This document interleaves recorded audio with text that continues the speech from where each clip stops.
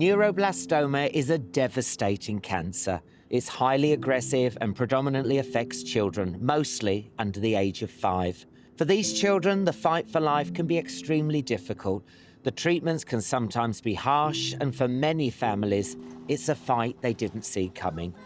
This is where the charity Neuroblastoma UK comes in. For over 40 years, they've been helping children and their families by funding life-saving research, raising awareness of the condition, and providing vital information and support. Apple is 7 and lives in Bristol with her mum, Anthea, and family. Look at your rainbow, it's fantastic. She was 2 when she began to complain about having recurring stomach pain. She was a healthy, happy little girl, but then she started complaining about little things. Her tummy hurt, her legs were tired, she had a headache. So I took her to the GP quite a few times, and then one day she woke up and she couldn't stand up. She was crying in pain. We took her to A&E and they did a scan and they found a multitude of tumours. When they diagnosed neuroblastoma, it was already at stage 4 and had spread all over her little body. I remember asking the consultant, how long has she got to live? And she looked me in the eye and said, we aim to cure her. So I just held on to that. Apple had surgery to remove most of the tumours, as well as chemotherapy and radiotherapy. The hospital then advised the family that she would be eligible for a clinical trial, part funded by Neuroblastoma UK. The treatment would be harsh, so to help Anthea make an informed decision, she was able to access the charity's wealth of information online. I don't know about cancer and chemotherapy and drugs, so I used the Neuroblastoma UK website, which has got a lot of information around clinical trials. Armed with that information, we did go for the trial, and thank goodness we did, because she's in remission now. I can't put into words how grateful I am to Neuroblastoma UK. They saved my little girl. Around 100 children are diagnosed with neuroblastoma in the UK every year, and of all the childhood cancers, high-risk neuroblastoma currently has one of the worst survival rates of around 1 in 2. Neuroblastoma UK works tirelessly to raise awareness of the symptoms and to help educate families in the hope of children receiving quicker diagnosis and treatment. I've seen many families absolutely devastated when they've learnt the reason that their child's unwell is because they have this type of childhood cancer. This is why the work of Neuroblastoma UK is incredibly important. Research that Neuroblastoma UK has funded has led to improvements in treatments and outcomes for children, and we're desperate that those improvements continue, so we can say to a parent, we can cure your child. George was just 2 when his mum, Roxanne, noticed him becoming quite unwell. A car, a starfish. George came out in hives all over his body. He was severely sweating in the night. And one day I stood him on the floor and he screamed, a piercing scream.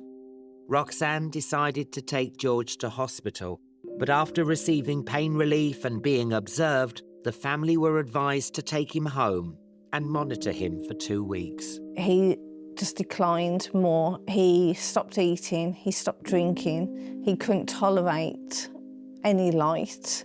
If you tried to change his nappy, he would scream in pain.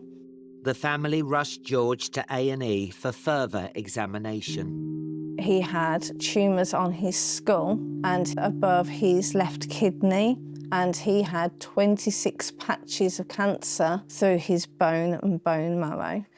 The hospital said, we're already at stage 4 cancer. The next stage is terminal. So that was quite hard to hear. George began his difficult but life-saving treatment, which included him taking part in a clinical trial. Fortunately, it was successful, and he has been cancer-free for the last 3 years. The Neuroblastoma UK charity really highlight the symptoms to look out for neuroblastoma. If we can raise awareness of this charity and the information that they give, we could potentially save lots more children. Although neuroblastoma mainly affects young children, it's important to recognise that it can also occur in older children and adults. Through Neuroblastoma UK's commitment to funding research, it's hoped that a better understanding of the disease will result in more effective treatments, which will improve survival rates and offer hope to anyone living with the disease. Growing up, Niamh was a huge sports enthusiast, and while she was competing, she experienced unusual pain. I was age 15 and I was competing at the highest level for Yorkshire, pentathlon, heptathlon. I was throwing the javelin. I was like, something didn't feel quite right then. And then every day from then on, I got so much more pain to the point where I couldn't bear it. My mum said, I need to take you to A&E. And they did a scan straight away. Niamh was diagnosed with neuroblastoma and began chemotherapy and radiotherapy treatment. After 18 months, she was given the all clear and was in remission. But when she was 22, she developed a lump on her neck. The doctor just stood up and went, "It's what you had before." And I just started shouting and screaming and crying. I didn't know what to do. Niamh began more grueling chemotherapy treatment, which fortunately helped to shrink the tumour.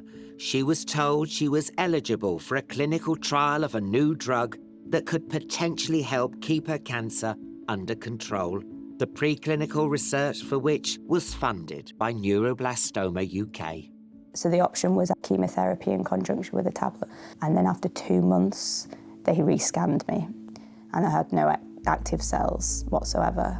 I'd say my recovery took 12 months to then at least start growing my hair back. I went back to work, start doing things with my life. The work that Neuroblastoma UK do, funding the initial research that led to this treatment, is maybe have a better quality of life and just live in a way that I didn't think was possible. Neuroblastoma UK want to make sure no one faces this disease without help and, most importantly, hope. Their continued dedication to scientific research and awareness brings the promise of better treatments, improved outcomes, and ultimately a brighter future for children and their families coping with this devastating cancer.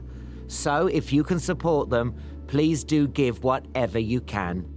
To find out more, visit the charity's website, neuroblastoma.org.uk. Thank you.